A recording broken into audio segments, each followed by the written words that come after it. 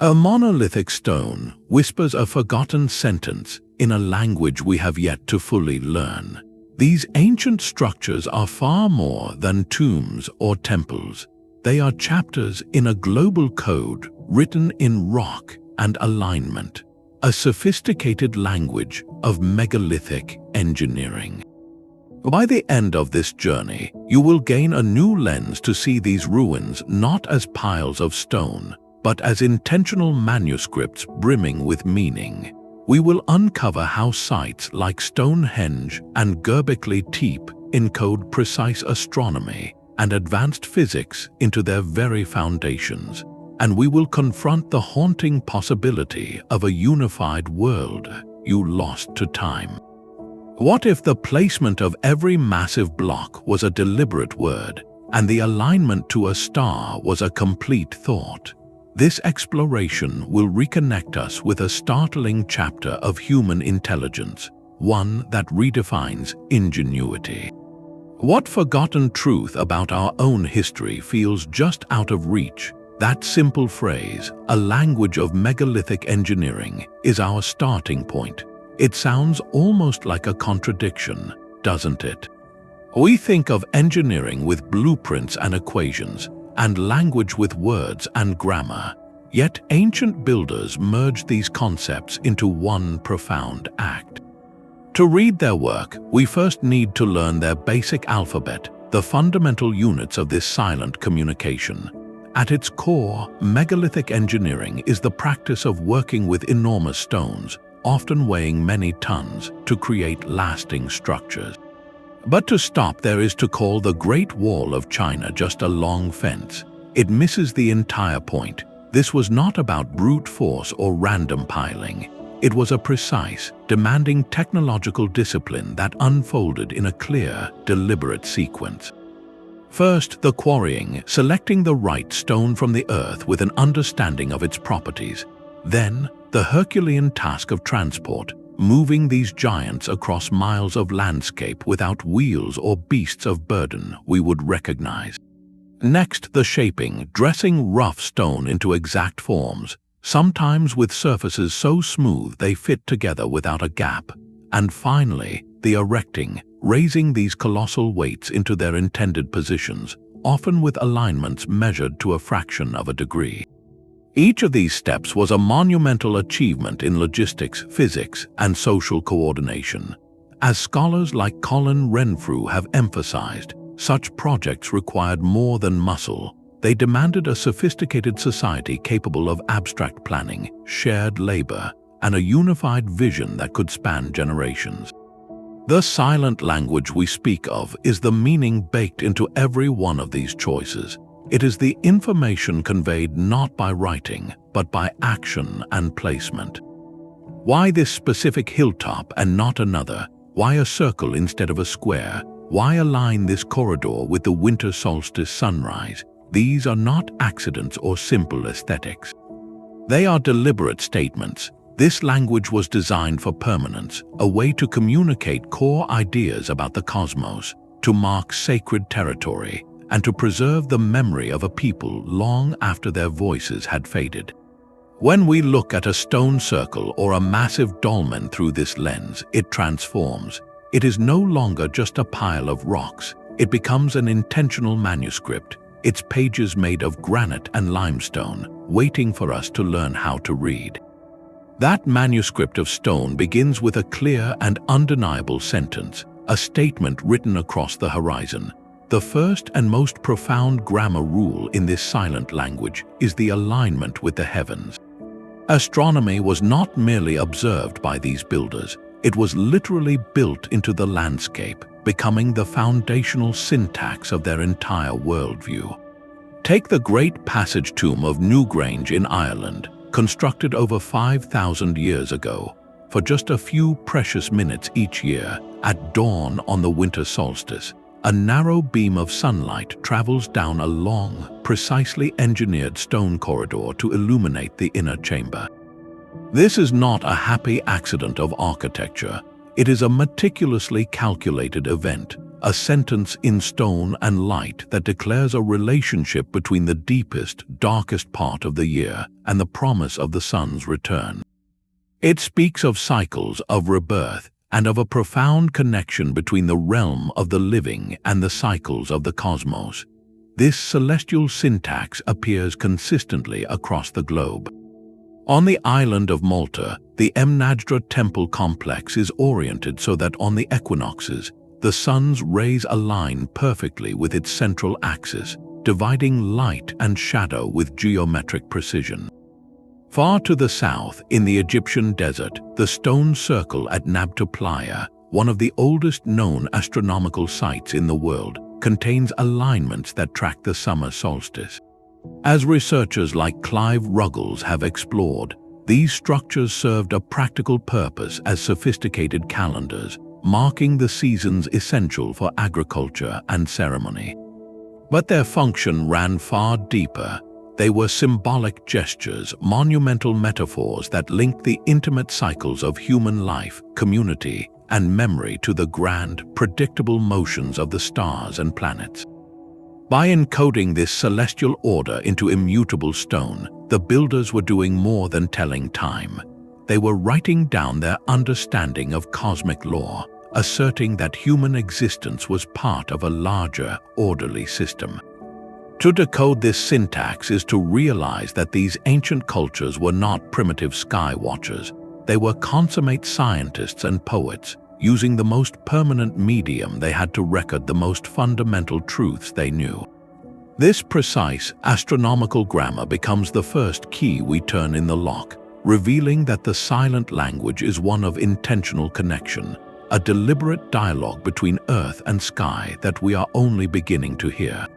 The silent syntax of the sky finds its perfect echo in the stone itself.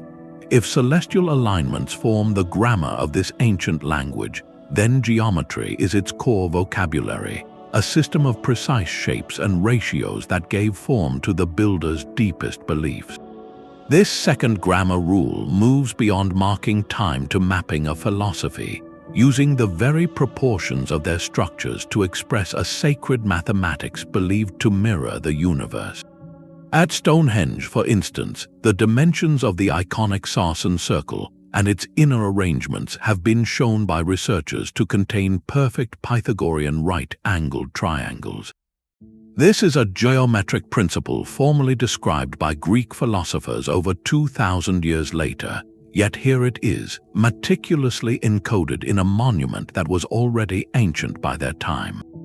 This is not likely a coincidence, but a deliberate application of a known rule. Similarly, the temples of Malta, like Haga Kim, display layouts and chamber relationships that correspond to the golden ratio and the Fibonacci sequence, patterns of growth and harmony found throughout nature. Scholars like John Mitchell dedicated their work to tracing this thread of sacred geometry across cultures, proposing it was a kind of universal knowledge, a shared technical and spiritual toolkit. To these builders, these proportions were far more than pleasing aesthetics. They were considered active principles, a way to harness what they might have understood as harmonic energies, or to create a space that resonated with the fundamental order of creation. By building according to these ratios, they were attempting to construct a microcosm, a small, perfect model of the larger cosmos here on Earth. The silent language here speaks through shape and number, conveying a complex idea that the universe operates on a geometric blueprint, and that human sacred spaces must align with that blueprint to be truly meaningful. This transforms a stone circle from a simple enclosure into a symbolic diagram of cosmic law, and a temple wall from a barrier into an expression of divine proportion. When we measure these ancient sites and find these recurring mathematical truths, we are not just uncovering forgotten engineering skills, we are listening to a philosophical argument made without a single written word, an argument about the inherent geometry of reality itself. This profound dialogue between geometry and the cosmos finds its final, grounding partner in the very earth beneath our feet. The third grammar rule in this silent language is one of deep listening, an art known as geomancy, the intentional placement of structures in sacred harmony with the landscape itself. This is where the language stops speaking only to the sky and begins whispering directly to the planet. If astronomy provides the syntax and geometry, the vocabulary, then geomancy is the accent, the local dialect shaped by the unique voice of a place. Consider the staggering alignments at Karnak in France, where thousands of standing stones stretch for miles in precise rows. For centuries, their purpose puzzled observers. Modern geological surveys, however, reveal a startling correlation. These grand avenues run directly along a major subterranean fault line. This placement seems far too specific to be coincidence. Similarly, countless dolmens and chambered tombs across Europe and Asia are found capping specific intersections in the landscape, often above underground water sources or along so-called ley lines, those hypothetical alignments connecting ancient sites. Researchers and dowsers like Tom Graves have long theorized that ancient builders possessed a sensitive attunement to subtle telluric currents, the natural electromagnetic energies that flow through the Earth's crust. These chosen locations are frequently points of heightened geophysical activity. The silent statement made by building here is profound. It suggests the monument was not merely placed upon the land, but was designed to interact with it. The structure becomes a kind of architectural antenna, engineered to resonate with or amplify these terrestrial forces. In this worldview, the hill, the spring, the geological fault were not obstacles to building, they were essential components of the design. The landscape was an active, living participant in the structure's purpose, whether that purpose was ceremonial, healing, or commemorative. This geomantic rule teaches us a crucial lesson. For these ancient engineers, location was never an arbitrary afterthought. It was a deliberate, meaningful word in a much larger sentence. Selecting a site was the first and most critical act of writing, connecting human architecture directly to the living pulse and memory of the planet. To stand at such a place is to stand within a completed thought, one that binds stone, sky, and soil into a single, silent declaration of belonging. But a language is more than just grammar and placement. It is also defined by the very materials used to write it. In this silent script, every word choice matters, and the builder's most fundamental choice was the stone itself. The type of rock selected was not a neutral decision based on convenience. It was a loaded morpheme, a unit of meaning imbued with intention. Consider the famous blue stones of Stonehenge. These distinctive spotted dolerite pillars were not sourced from the nearby plains. They were transported over 150 miles from the Preseli Hills in Wales, a journey of staggering difficulty. Why go to such extraordinary lengths? As early geologists like Herbert Thomas suggested, the stone itself likely held deep significance. Its unique appearance, its source in a distant, perhaps mythic landscape, or even perceived healing properties could have made it spiritually essential. The monumental effort of its transport was not just a show of strength, it was a profound part of the ritual, a statement that this specific material was the only one that could properly convey the intended message. This pattern repeats across the megalithic world. In Brittany, the Grand Menhir Brisset, the largest known single block ever moved by Neolithic peoples, is a single, towering piece of gleaming orthogneiss. It was likely chosen from a specific quarry for its visual prominence, its durability, and its ability to catch the light, making it a permanent beacon in the landscape. The silent language here speaks through materiality. The choice of a local sandstone might communicate rootedness and territorial claim. The importation of an exotic stone, like the blue stones, speaks of a powerful connection to a distant ancestral homeland, a literal bringing of sacred geography to a new place. In some traditions, certain rocks were believed to house ancestral spirits or earth energies, making them not just building blocks but active participants in the structure's purpose. To decode this aspect of the language is to listen to what the rock itself was meant to say. Was it chosen for permanence to outlast generations, for its symbolic color linking it to water, sky, or blood, or for its acoustic properties to create echoes or resonant tones during ceremony? Each stone becomes a deliberate word in a sentence, and the quarry it came from is the dictionary from which that word was drawn. When we understand this, the monolith transforms from an anonymous gray slab into a named entity, a carrier of specific cultural meaning, whose journey from bedrock to standing sentinel is the first chapter of its story. The final grammar of this silent language is one we must feel rather than see, a hidden layer of meaning written in vibration and resonance. Archaeoacoustics, the study of sound in ancient spaces, reveals that these structures were not silent at all, but carefully tuned instruments. Within the deep chamber of Newgrange, the stone walls and corbelled ceiling create a powerful, sustained reverberation at specific low frequencies. Human voices chanting or drumming within that space would have been transformed, the sound waves merging and amplifying to create an overwhelming sensory experience. This was not a random acoustic effect, it was engineered ambience, a way to use architecture to alter perception and elevate ritual. Far across the ocean, at Sacsayhuamán in the Peruvian Andes, builders mastered hydraulics to compose with sound. Intricate stone canals were constructed beneath the temple floors, and when water was channeled through them at speed, the galleries would fill with a deep, roaring resonance that mimicked the growl of a jaguar, a powerful sacred animal. The very walls seemed to speak with the voice of a deity. Researcher Stephen J. Waller's work further illuminates this sonic dimension, suggesting that the precise arrangements of standing stones, like the Great Rose at Karnak, could create auditory illusions.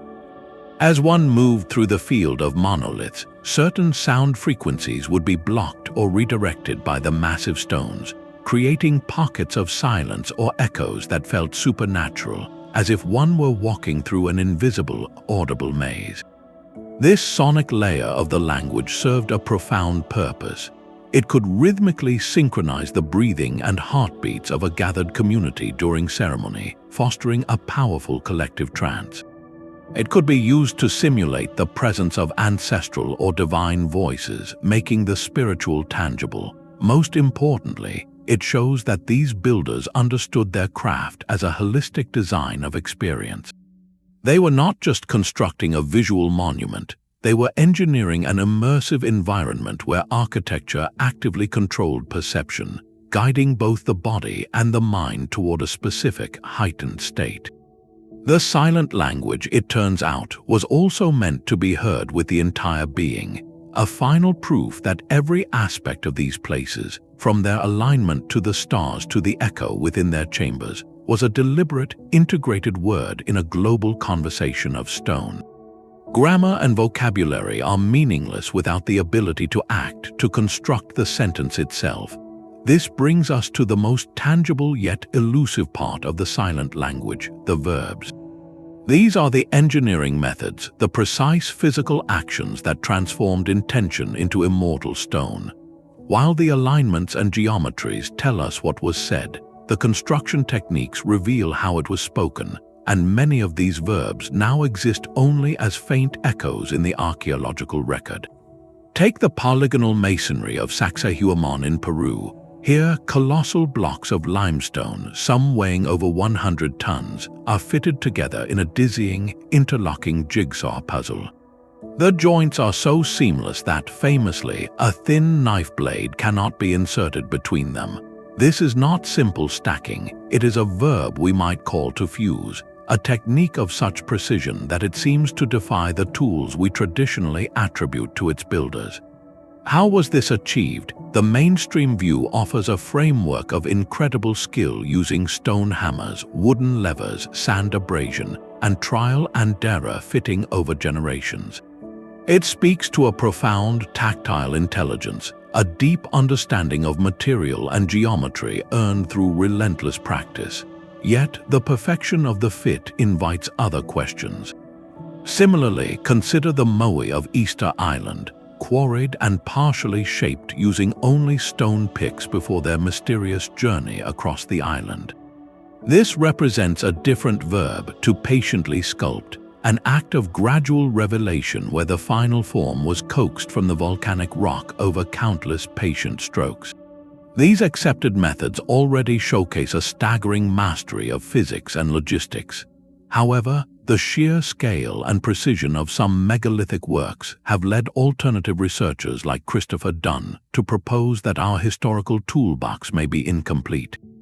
Could there have been knowledge of advanced tooling, perhaps using vibrations or resonant frequencies to soften or shape stone, as some indigenous legends vaguely hint?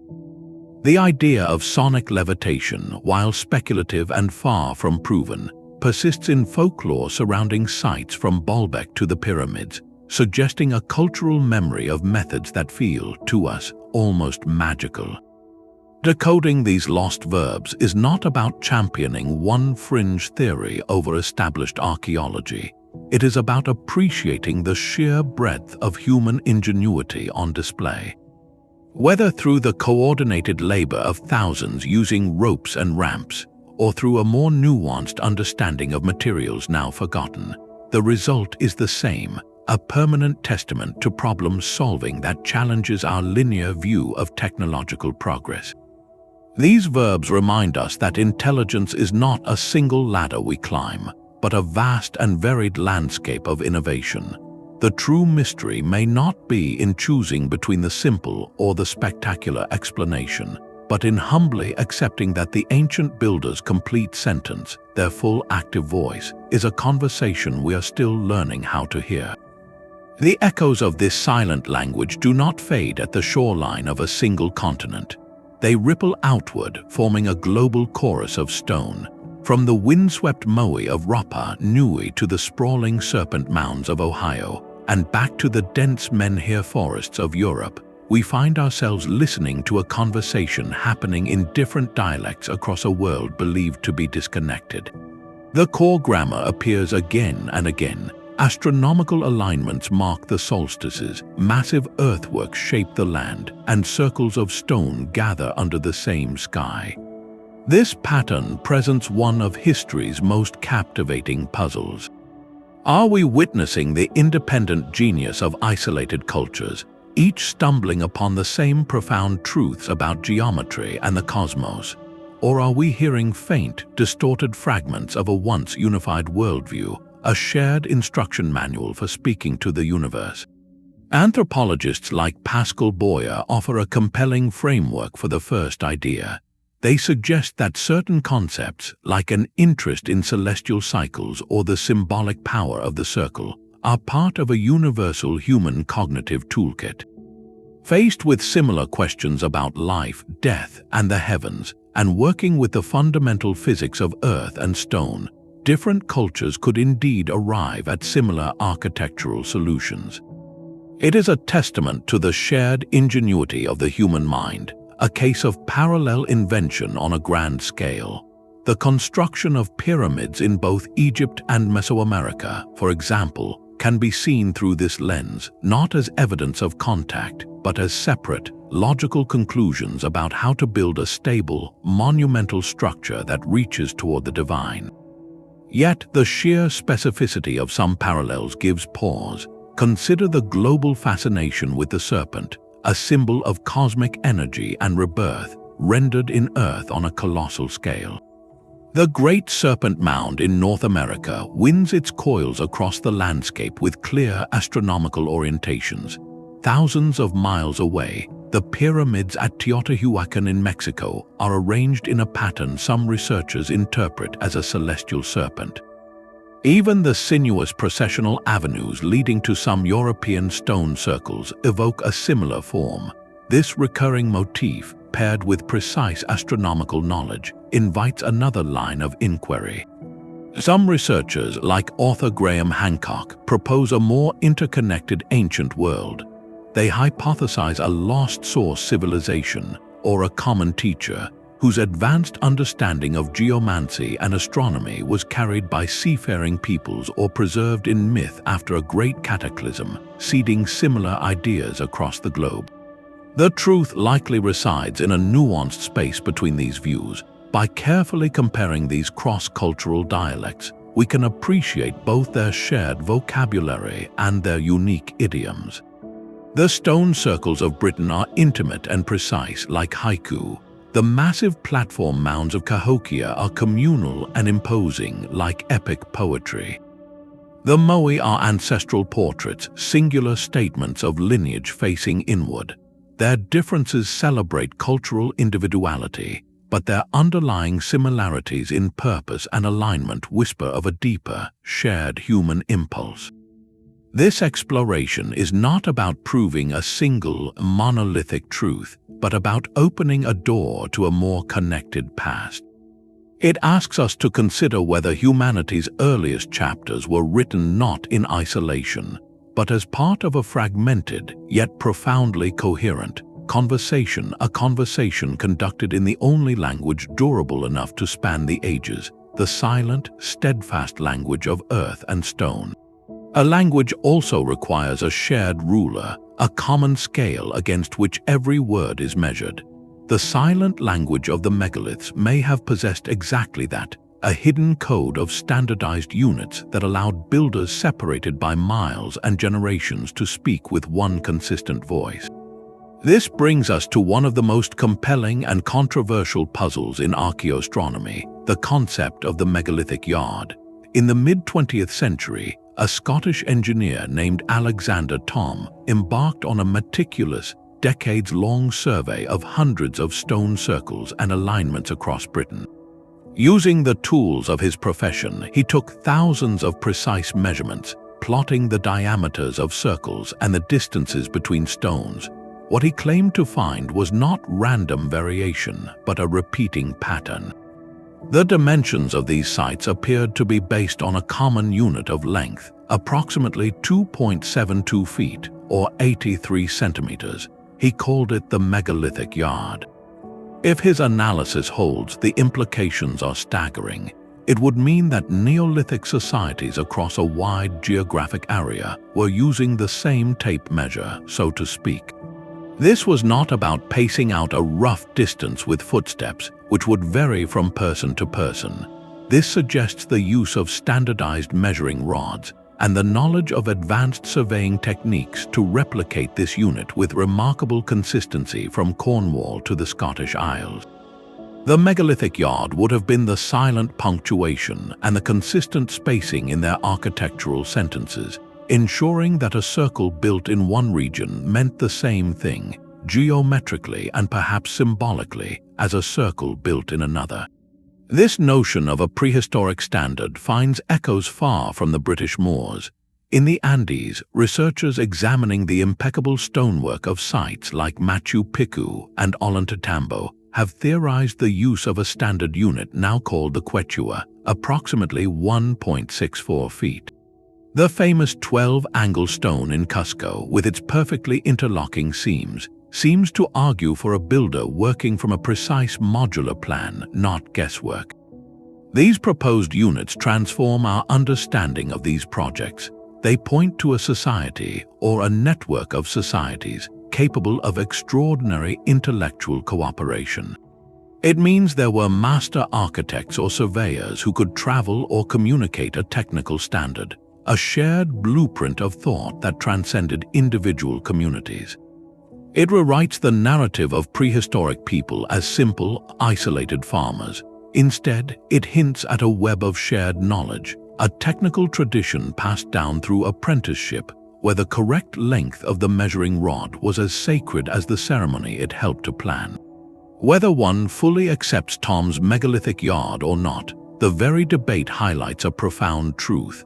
The breathtaking regularity and geometric intent baked into these sites demand that we consider them as products of a coordinated scientific mind. The stones themselves argue that their builders were not just laborers, but keepers of a precise and communicable code, a code that ensured their silent language could be read correctly, no matter who was listening or when. Even the most silent of languages sometimes includes a whispered footnote. Beyond the grand grammar of alignment and geometry, the ancient builders often added a more explicit, though no less mysterious, layer of commentary carved directly into the stone. These petroglyphs and symbols are the pictographic annotations of the megalithic text, a visual dialect meant to be seen and interpreted alongside the architecture itself. They transform a plain monolith into an illustrated manuscript. Consider the entrance stone at Newgrange, its surface covered in a mesmerizing tapestry of spirals, diamonds, and concentric circles. These are not idle decorations. To a culture that witnessed the winter solstice sun pierce the tomb's darkness, a triple spiral could powerfully represent the sun's journey, the cycle of seasons, or a portal between worlds. The carving is an artistic echo of the architectural event, a symbolic key to the structure's deeper meaning. Similarly, across the coastlines of Atlantic Europe, from Scotland to Portugal, we find the enigmatic cup and ring marks. These are small, hemispherical depressions surrounded by concentric circles, often carved into bedrock or the faces of standing stones. Their purpose remains one of archaeology's quiet debates. Were they primitive star maps charting constellations important to the builders? Could they have been territorial markers denoting clan lands or sacred spaces? Or were they part of a ritual practice, perhaps used to hold offerings or channel liquids during ceremony? Their very persistence and patterned repetition tell us they were a shared code, an element of the silent language that was widely understood within that cultural sphere. The crucial insight is that these carvings were integrated design elements. At sites like Knowth in Ireland, the placement of spirals and lozenges corresponds to the architectural layout, suggesting the carvings were part of the original blueprint, not added later as random graffiti. They guide the eye and perhaps the ritual movement around the monument. This integration reveals that the language of megalithic engineering was a holistic one. It seamlessly blended the abstract, mathematical intelligence of engineering with the representational, symbolic intelligence of art. The stone circle provided the syntax, and the petroglyph provided the specific noun or verb. One communicated through form and alignment, the other through image and symbol. Together, they created a multi-layered text, a monument that could be read by the body moving through its space, the eye tracing its carvings, and the mind contemplating its celestial relationships. These pictographic annotations remind us that for these cultures, science and spirituality, calculation and symbolism were not separate disciplines. They were intertwined strands of the same rope used to tether human understanding to the mysteries of the cosmos. The silent language, therefore, was never completely silent. It was also a language of looking, of tracing a finger along a carved spiral and feeling, just for a moment, a connection to the mind that put it there, trying to make the ineffable permanently visible. But what were all these perfectly measured, astronomically aligned stones actually saying? What urgent message demanded such a permanent, global medium? Our most common translation is a practical one, that these were the world's first calendars and observatories. The evidence is undeniable. The solstice alignment at Newgrange marks the year's turn. The stone rose at Karnak may track the moon.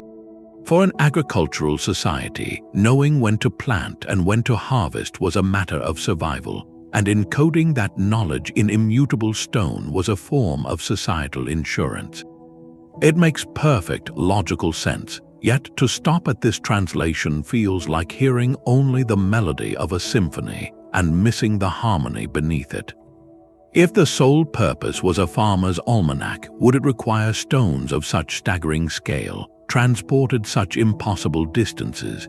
The practical function was likely just the first layer of meaning, the surface text of a far deeper scripture.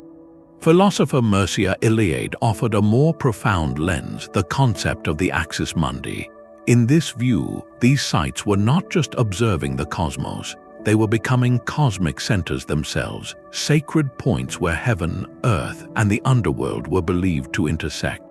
The towering menhir was a world pillar, the stone circle a boundary between realms, the burial chamber a gateway. Building here was an act of cosmic engineering, an attempt to anchor the chaotic human world to the perceived order of the divine. This transforms a site from a tool into a symbol of the entire universe in microcosm. Another compelling translation sees them as memory palaces on a colossal scale. In a pre-literate world, how do you preserve the lineage of chiefs, the details of a founding myth, or the laws of the people? You encode them into the landscape. The specific arrangement of stones could map ancestral journeys. The burial of a founder might anchor a community's claim to the land, and the ritual path through the monument could be a walking recitation of a sacred story. The structure itself becomes a mnemonic device, a three-dimensional library where every feature holds a chapter of collective memory. Researcher Paul Devereux pushes this idea into the realm of consciousness itself. He and others propose that the purpose was psychophysical, that the precise geometry, the sonic reverberations, and the very placement on telluric currents were designed to alter human perception. The experience of moving through a long, dark passage into a sun-drenched chamber, or of standing in the center of a stone circle under the stars, was not passive. It was an engineered journey meant to induce states of awe, trance, or visionary insight. In this reading, the megaliths were tools for accessing spiritual realms, technologies for the mind and spirit as sophisticated as any modern laboratory.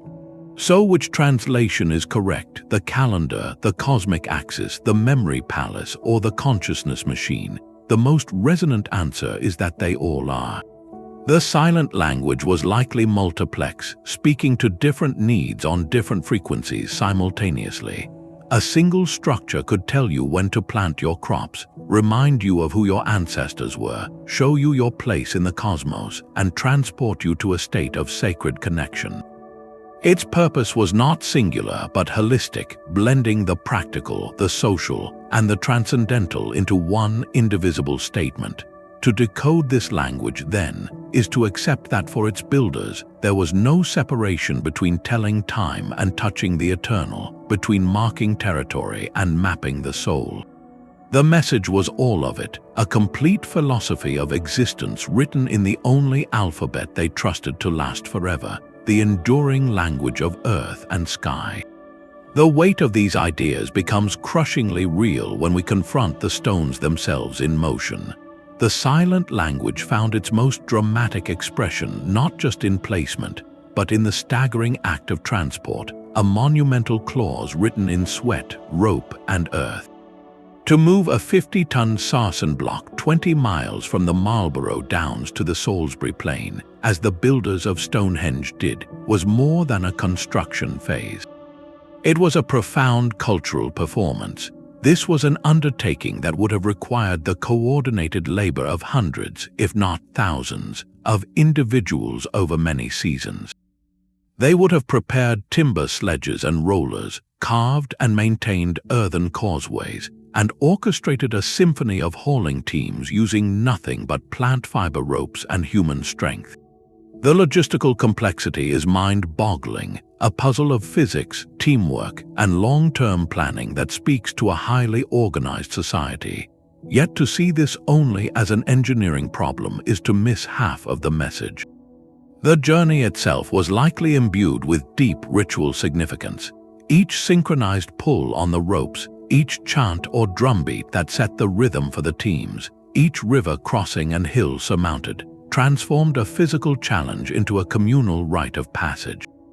The stone was not an inert cargo, it was a sacred passenger on a pilgrimage. By dragging a piece of the ancestral landscape across the country, the community was literally weaving their mythic identity into the land, leaving a temporary, then permanent, scar of their passage. This turns the transport into a powerful statement of collective will and shared belief, a display of social cohesion so potent it became part of the stone's story. The same language speaks even louder at Baalbek in Lebanon, where the so-called trilithon stones in the temple foundation weigh over 800 tons each. The scale defies belief, pushing our understanding of ancient capabilities to its limits. Whether these giants were moved on colossal wooden sledges greased with animal fat, on a system of rollers, or possibly even partially floated during seasonal floods, the process was undoubtedly the central drama of the construction. The immense effort bonded the community in a shared struggle, creating a living memory of triumph that would be told for generations. In this light, the final positioning of the stone is merely the punctuation mark at the end of a long, arduous sentence. The true narrative, the story of struggle, perseverance, and collective identity, was written during the journey itself. The silent language here speaks of transformation, not just of landscape but of people. It tells us that for these cultures, the means were inseparable from the ends, and the path a stone traveled was as sacred as the destination where it would stand forever. This dialogue with the land extends far beyond subtle earth currents. The silent language also spoke in clear, bold lines drawn to the most undeniable features of the natural world, to rivers, mountains, and the distant horizon itself. If the grammar of the sky was written for the gods, these terrestrial alignments were a conversation with the living, breathing geography of home. At the haunting stone circle of Callanish on Scotland's Isle of Lewis, the central monolith and its surrounding avenue do not point to a star. Instead, they frame the distant peak of Mount Clisham, the highest point in the Outer Hebrides. This was a deliberate, undeniable sightline, anchoring the sacred site to the most dominant feature of the local landscape. It creates a permanent visual tether between the human gathering place and the enduring power of the mountain. Similarly, the precision of the Great Pyramid of Giza is often celebrated for its celestial connections, but its most fundamental alignment is terrestrial. Its sides are oriented with near-perfect accuracy to the four cardinal directions: north, south, east, and west. This was an act of imposing a human ideal of cosmic order onto the very bedrock of Egypt, aligning a monument of eternity with the fundamental axes of the world as they understood it. These alignments served profoundly practical purposes. A stone row leading toward a mountain pass could be a permanent navigational aid, a reference point for travelers moving through a trackless landscape. A circle positioned to frame the sunrise over a specific hill on the equinox became a reliable, immovable calendar for the community. On a deeper level, they acted as territorial markers and cognitive maps. By creating a sightline from a burial mound to a distinctive rock formation, a community was literally drawing a line of connection in the landscape, weaving their story, their ancestry, and their claim into the very view. These alignments transformed the natural world into a mythological text. A river wasn't just water, it was a serpent of life, and a stone placed at its bend honored that spirit.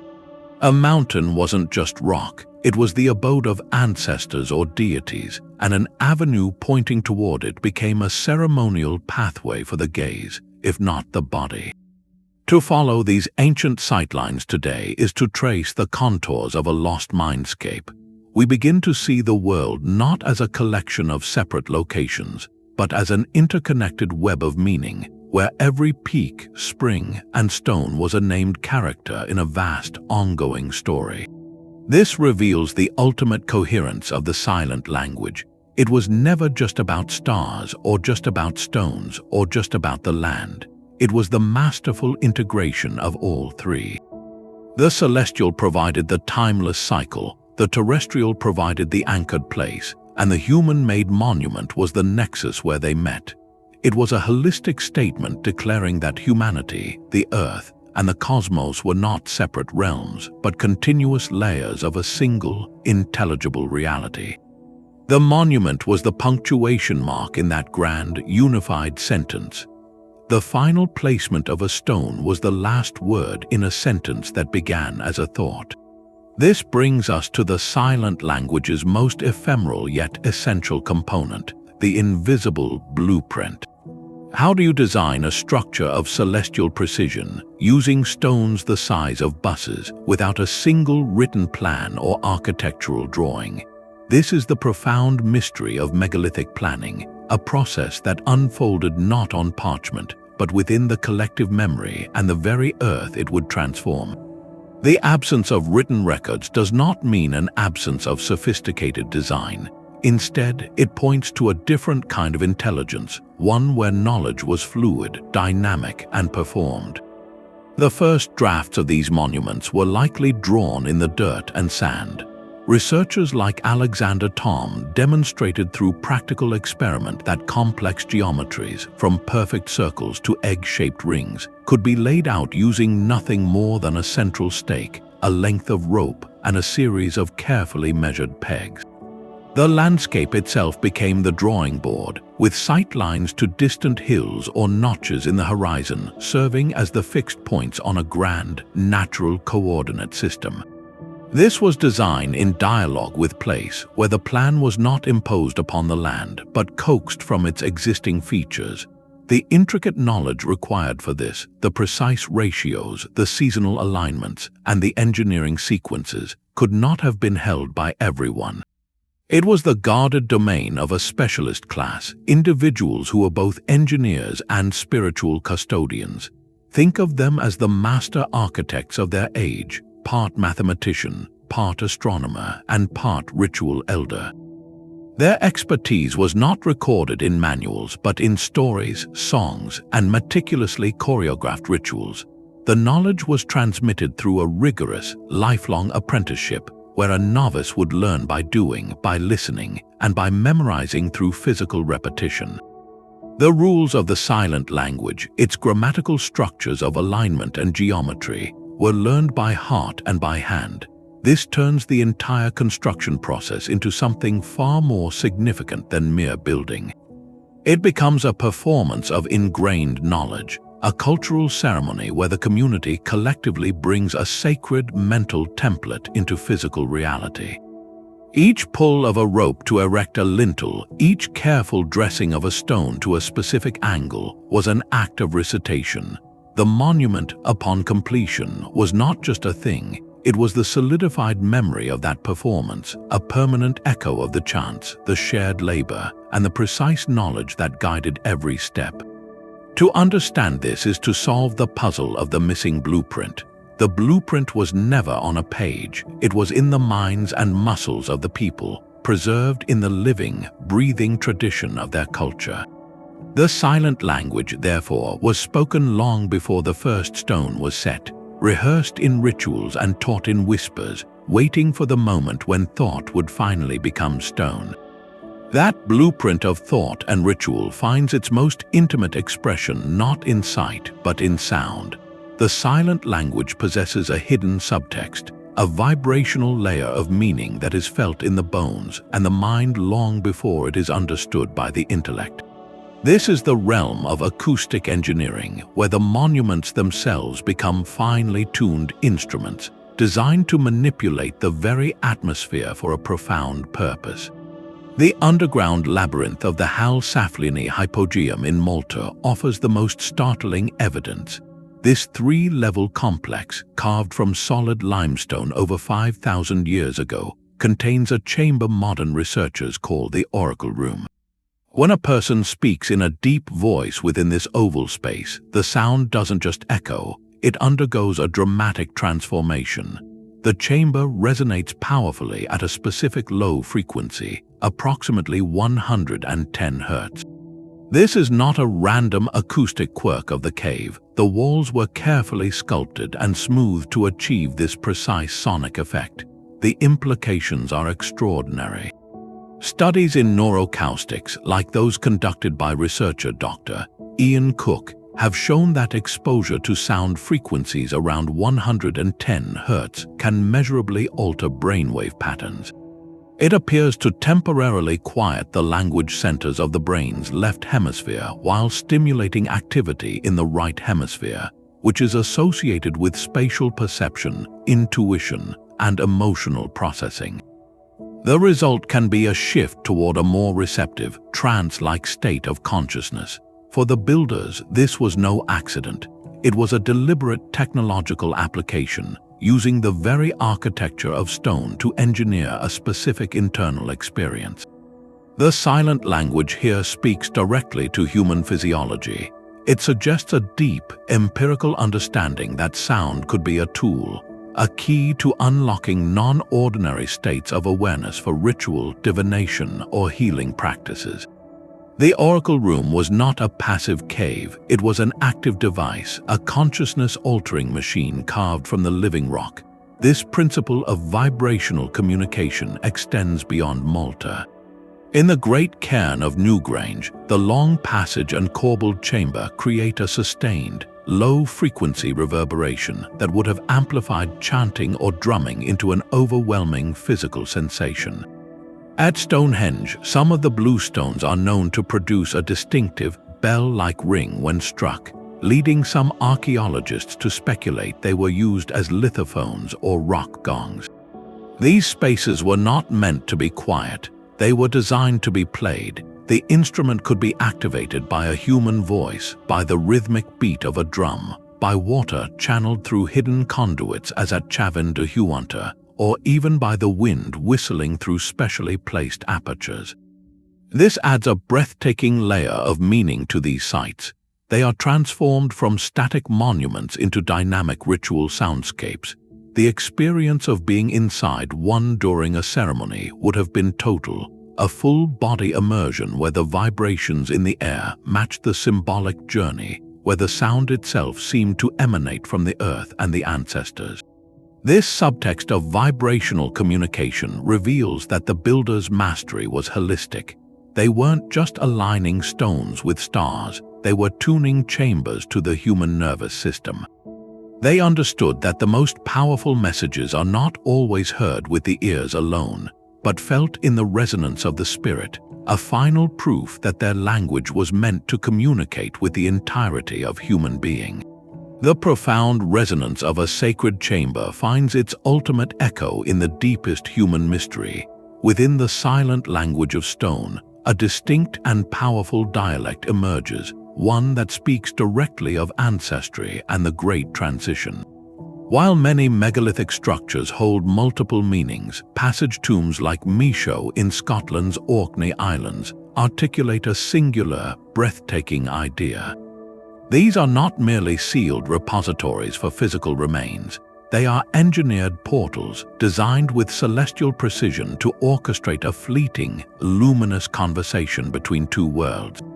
The architecture itself becomes the vehicle for a soul's journey, and the silent language here articulates a complete cosmology where an ending is merely a change of state.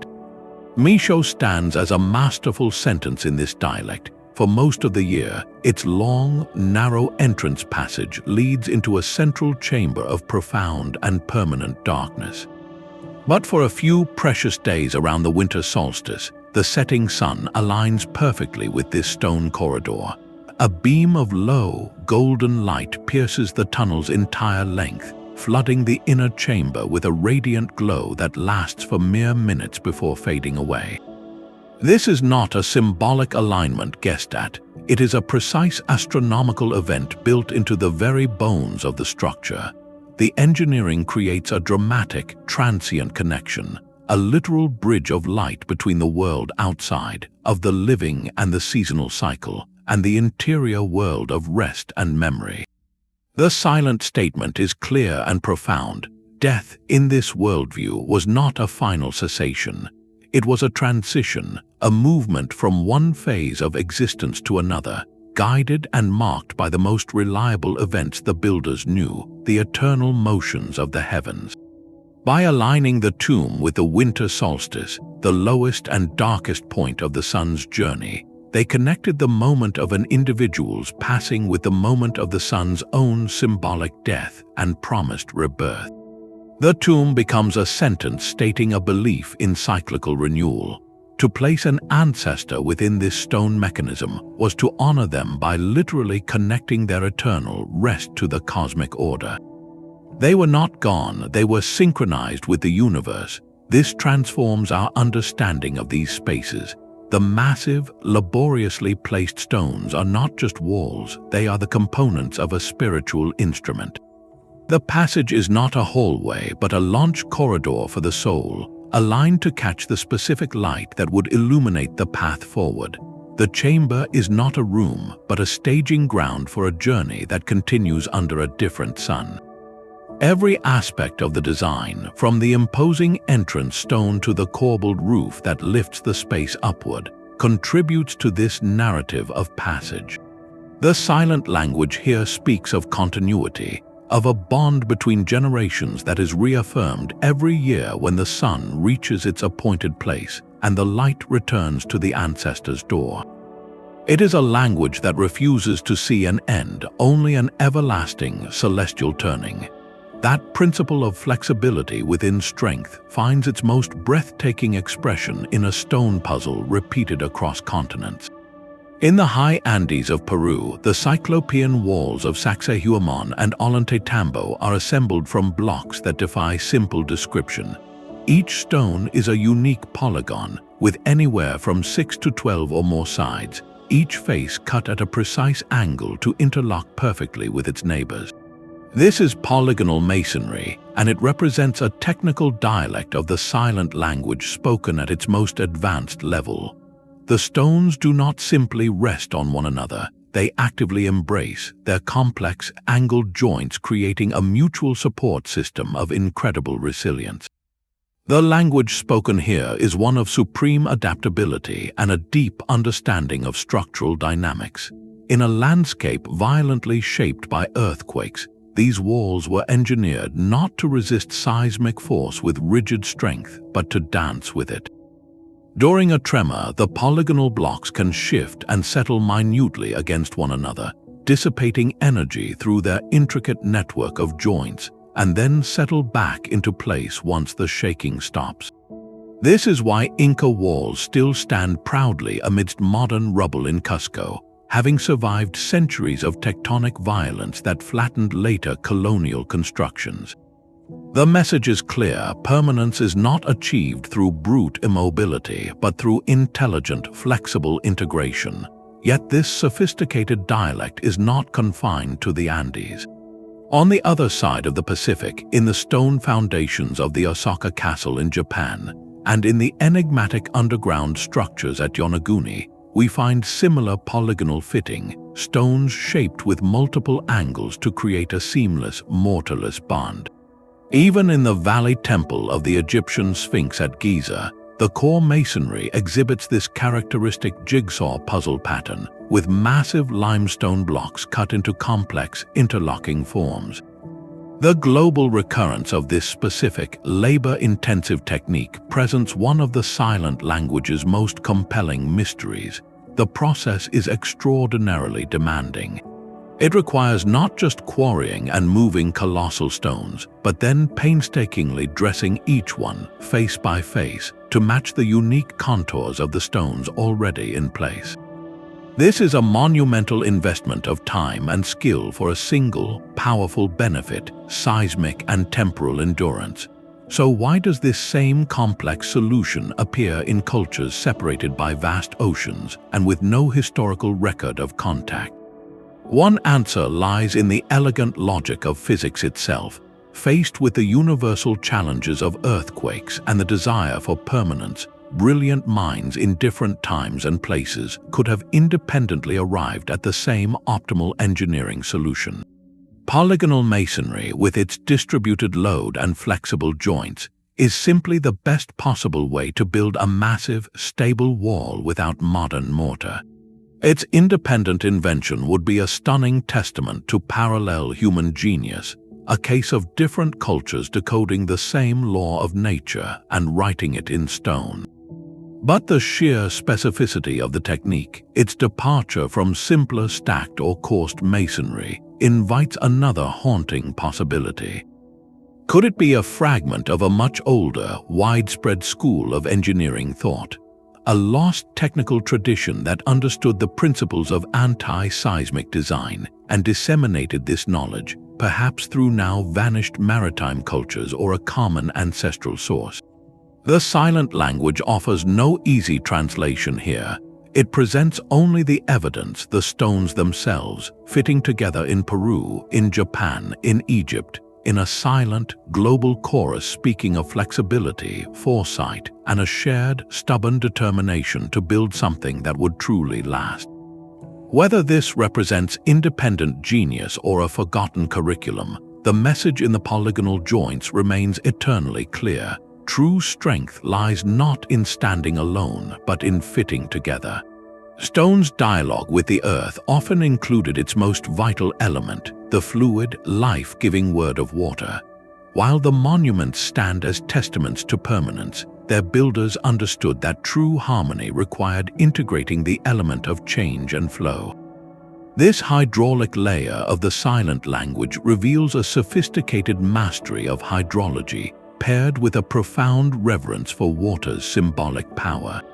On the sun-drenched island of Crete, the sprawling Minoan complexes, often called palaces, were marvels of hydraulic engineering. Intricate networks of stone-lined conduits, terracotta pipes, and carefully graded channels managed everything from fresh water supply to sophisticated drainage and sewage systems. This was not mere utility, it was a deliberate orchestration of a sacred resource, ensuring purity and controlled flow through the heart of the community. The engineering demonstrated a precise understanding of gradients, water pressure, and filtration, turning a palace into a living organism sustained by managed currents.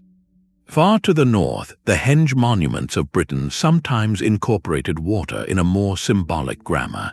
Sites like Avebury and Stonehenge itself were once encircled by substantial ditches, which scholars now believe often filled with water to create reflective moats. This transforms our mental image entirely. The great stones would not have risen from dry grassland, but from a still, dark mirror. The silent statement here is multidimensional. Practically, the water could have served as a boundary, a defensive perimeter, or a source for ritual cleansing. Symbolically, it would have doubled the monument, creating a perfect, inverted world in its reflection, connecting the earthly structure to the celestial realm above and the underworld below. The moat turned the henge into an island between worlds, a concept rich with cosmological meaning. This fusion of practical and sacred hydraulics reaches a zenith at Tiwanaku, near the shores of Lake Titicaca in Bolivia. Here, engineers constructed an extensive, monumental system of stone canals, drains, and reservoirs that managed water for both intensive agriculture and elaborate ritual. Subsurface drains prevented flooding of sacred plazas, while sunken courtyards may have been used to create symbolic lakes, mirroring the Great Lake itself to bring its generative power into the ceremonial core of the city. The control of water demonstrated a command over the very source of life in the high altiplano, but it also spoke a spiritual language. Water was not just a resource, it was a divine force, a purifying agent, and a symbol of cyclical renewal. By engineering its flow, the builders were engaging in a conversation with this force, seeking to attract its blessing and harmonize their static stone creations with its dynamic, essential movement. The silent language, therefore, was never only about defying time with immutable rock. It was equally about inviting and channeling the element that makes life possible. It shows a worldview that sought balance, where the eternal solidity of stone was purposefully married to the sustaining, transformative flow of water, completing a holistic vision of a world in sacred, engineered harmony. Yet even the most eloquent stone sentences were eventually left unfinished. Across the globe, the vibrant conversation of megalithic engineering gradually faded into an echoing silence. The great temples of Malta stood empty by 2500 before Common Era. The statue carving on Easter Island ceased. The raising of new stone circles in Europe slowed, then stopped. This abandonment is the mysterious final punctuation mark in the silent language, a period whose reason we are still struggling to read. Why would cultures that invested generations of labor and profound belief into these eternal structures simply walk away? The silence itself is a crucial part of the message, reminding us that no civilization and no language is truly permanent. Scholars like Jared Diamond have examined these collapses through a lens of environmental and social pressures. On Easter Island, evidence suggests that deforestation and the depletion of vital resources may have made the enormous logistical effort of Moai transport unsustainable. The very act of honoring ancestors may have strained the island's ecosystem to a breaking point, forcing a painful societal reordering where the old ways and their stone sentences no longer made practical sense. In other regions, a shifting climate could have been the quiet culprit. A prolonged period of cooling or drought might have disrupted the agricultural surplus that fed the builders, scattering communities and severing the chain of knowledge passed from master to apprentice. The intricate astronomical alignments so vital for a stable society would have offered no solution to failing crops or migrating herds, but the end may not always have been violent or desperate. Sometimes a language falls silent because people simply start speaking a new one. A profound shift in religious beliefs or social organization could have rendered the old cosmic metaphors obsolete.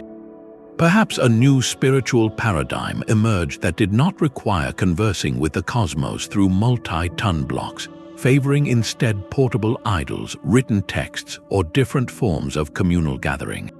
The stone circles, once the vibrant heart of the community, could have become relics of a past worldview, respected but no longer actively spoken. This final silence teaches a humbling, cautionary lesson in our decoding. To understand a culture only by its peaks of achievement is to miss half of its story. The reasons for abandonment, environmental strain, social upheaval, or evolving ideas are as much a part of the historical record as the monuments themselves. They speak to the fragility of even the most enduring human creations. A technology, no matter how sophisticated, is inseparable from the society that sustains it. When that society transforms or faces crisis, its most permanent language can become its most silent relic. This invites a reflective question for our own time. What are the silent languages we are speaking today, the vast cultural projects and technologies we believe will define us forever? And what would it take for our own grandest sentences to be left one day as unfinished whispers in stone? That final silence is not an end to the conversation, only a long pause. Today, we are learning to listen again, equipped with a new lexicon of light and data to read the old one of stone and sky. Our modern tools are becoming a kind of Rosetta Stone for this silent language, translating its geometric sentences into a form our digital age can understand and analyze. Take LiDAR, or light detection and ranging. This technology uses laser pulses from aircraft to map the ground surface with astonishing precision, effectively peeling back layers of forest and soil. In places like the dense jungles of Central America, LiDAR has revealed vast, hidden megalithic landscapes, complete with ceremonial platforms, roadways, and entire settlements that were completely invisible from the ground. It allows us to see the full architectural sentence, not just the few words that have weathered the centuries above the soil. On a more intimate scale, three-dimensional laser scanning captures the surfaces of individual stones in microscopic detail.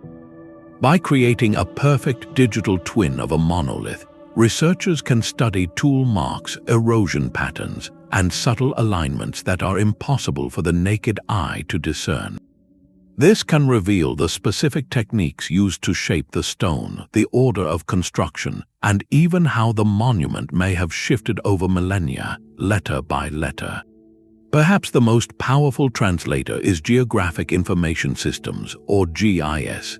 This software allows archaeologists to map not just one site, but hundreds, plotting them across a digital landscape. By analyzing their positions relative to rivers, mountains, and each other, patterns emerge that were once unimaginable. We can now see networks of sites, potential pilgrimage routes, and territorial relationships on a continental scale, reading the silent language as a connected paragraph rather than isolated words. And to decode the celestial grammar, we have Archaeoastronomy software. These programs can precisely rewind the clock, reconstructing the night sky as it appeared 5,000 or 10,000 years ago. We can now calculate with digital certainty where a specific star would have risen over a particular stone on a specific solstice, moving from poetic speculation to quantifiable, testable science. These tools are not replacing human intuition, they are amplifying it. They allow us to analyze the data with a rigor the original builders might have respected, validating some long-held theories while completely dismantling others. What was once considered mystical alignment can now be proven as deliberate engineering. A hunch about a cultural connection between distant sites can be supported or refuted by hard spatial data. This technological shift is transforming the field from romantic speculation into a forensic science of the past. Each laser scan, each satellite map, each digital sky chart is a fresh translation of the ancient code, offering us a clearer, more nuanced understanding of the sophisticated minds who wrote their world in a language meant to outlast time itself. Every compelling mystery attracts not just detectives but storytellers. As we attempt to translate the silent language of megaliths, we inevitably encounter a spectrum of interpretations, from the rigorously academic to the wildly speculative. This landscape of controversy is not a distraction from the truth, but a revealing part of the search itself. It highlights the powerful human desire to fill silence with narrative, especially when the official translations feel incomplete. Figures like Erich von Däniken captured the global imagination by proposing that the sheer scale and precision of these monuments could not be the work of human hands alone, suggesting instead the influence of ancient astronauts. Similarly, the enduring myth of Atlantis or other lost super-civilizations offers a seductive answer, a single, advanced source for all this scattered, sophisticated knowledge. Mainstream archaeology, grounded in methodical excavation and peer-reviewed evidence, often views these ideas as noise that obscures the real signal of human achievement. And there is a valid concern here that in reaching for extraterrestrial or fantastical explanations, we can unintentionally diminish the genuine, staggering ingenuity of our own ancestors. Yet to dismiss the public fascination behind these theories is to miss a crucial point. They flourish precisely because the silent language is so profoundly eloquent in its mystery. The standard explanations of patient labor and gradual cultural development, while often accurate, can feel emotionally inadequate when standing before a block of stone weighing 800 tons. The fringe theories respond to a sense of awe that demands an equally awe-inspiring cause. Engaging critically with these ideas is paradoxically a vital scholarly exercise. It forces defenders of mainstream views to articulate their evidence with greater clarity and to confront the genuine puzzles that remain unsolved. It reminds everyone that history is not a closed book, but an ongoing investigation. The debate between conventional and fringe perspectives creates a necessary tension. It pushes researchers to refine their methods, to seek new data through technologies like LIDAR and GIS, and to remain humble about the limits of our understanding. Navigating this space requires a disciplined discernment. We must be open-minded enough to question paradigms and consider anomalous evidence, yet rigorous enough to demand testable hypotheses and reproducible proof. The silent language, in the end, does not yield its secrets to dogma of any kind, whether orthodox or heterodox. It challenges us to hold two ideas in balance, a reverence for the mystery itself, and a commitment to the slow, careful work of decoding. In that balance between wonder and rigor, we may finally learn to listen more closely to what the stones have been saying all along. The stones may have fallen silent, but their grammar was never truly forgotten. The language of megalithic engineering did not vanish into the ether, it evolved, its core syntax woven into the very fabric of later human expression. We can hear its echoes in the most unexpected places. Look up into the vaulted ceiling of a Gothic cathedral, where stone seems to defy gravity, reaching for the heavens. The precise ratios, the sacred geometry governing the rose windows and the floor plans, are a direct descendant of that ancient mathematical vocabulary. It is the same silent statement about cosmic order, translated into a new architectural dialect of light and verticality. The great Egyptian temples, with their long, processional avenues aligned to the rising sun on a pharaoh's birthday, are speaking the same celestial sentence as Newgrange, just with a different accent and on a monumental, state-sponsored scale. This is not a coincidence of form, but a continuity of purpose. The fundamental human urge to mark the landscape, to create a sacred axis where earth meets sky, proved irresistible. It is a strand of consciousness that runs unbroken through time. Centuries later, the Romantic poets and painters, disillusioned by industrial rationality, looked back to these primal stone forms with a sense of awe. They saw in the lone standing stone or the crumbling circle not a ruin, but a symbol of a lost, deeper connection to nature and the sublime, a sentiment that directly fuels modern neo-pagan practices where stone circles are respectfully used again as gathering places under the stars. This legacy finds perhaps its purest modern expression in the work of land artists like Andy Goldsworthy. His transient creations of ice, leaf, and stone are a conscious conversation with that ancient language. He does not build for permanence, but his work embodies the same core principles, a profound attentiveness to place, material, and the fleeting alignments of light and season. His art is a whisper of the same urge, reminding us that the drive to make a meaningful mark, to align our creations with the natural world, is a permanent feature of the human spirit. Decoding the silent language of the megaliths, therefore, does more than unlock a prehistoric mystery. It helps us decode a persistent thread in our own consciousness. It reveals a timeless yearning to create structures, both physical and philosophical, that are enduring and meaningful. We seek to build things that connect our brief lives to the enduring cycles of the cosmos, to root our stories in the landscape, and to leave behind a testament that whispers, "I was here, and I understood something of this world." That is the true legacy of the megaliths, a legacy not locked in the past, but written in the ongoing story of human wonder, a conversation with the earth that we are all still learning how to join. Perhaps the greatest translation we can attempt is not of a single word, but of the entire worldview that bound them all together.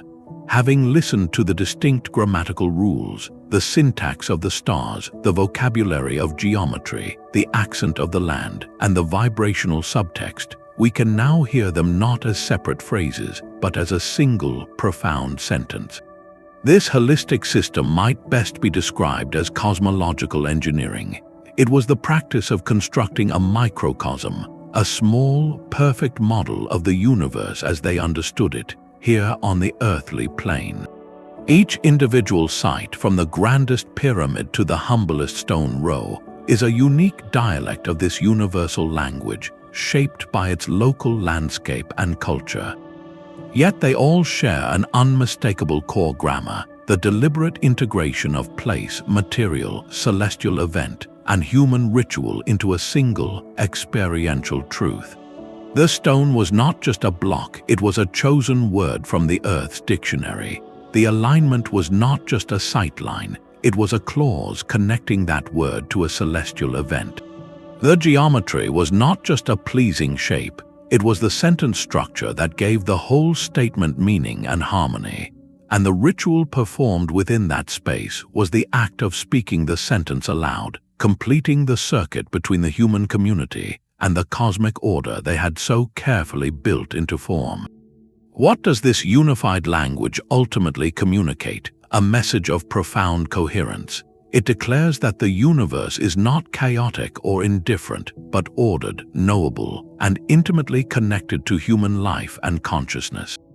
The winter solstice sun piercing a tomb was proof that the great cycles included the journey of the soul. The geometric ratios in a temple wall were evidence that the same mathematical principles governing the growth of a shell also governed the structure of the sacred.